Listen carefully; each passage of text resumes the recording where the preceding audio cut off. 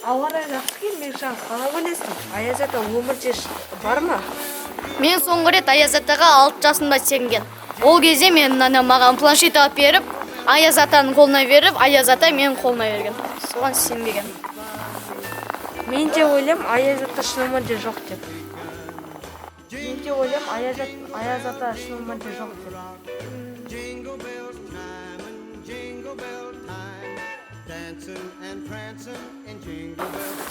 Сіз шын Аяз ата шын Қайдағы Аяз ата? Сен курткада, шапкада, ақша қарың қайда, таяғың қайда, сабың қайда ойыншықтар бар.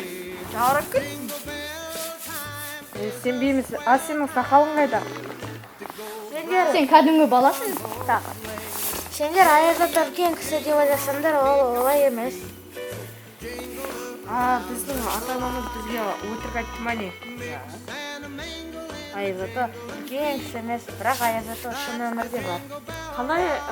Қалай доказать етесің сен Аяз ата екеніңді? Мен оны сөзімен дәлелдей аламын. 31 желтоқсан күтіңдер, сол кезде сыйлықтарды әкеп беремін. Қош сау болыңдар. Шын Аяз ата ма ол? Білмеймін, өтірік сияқты кеттік, артынан не қарайды.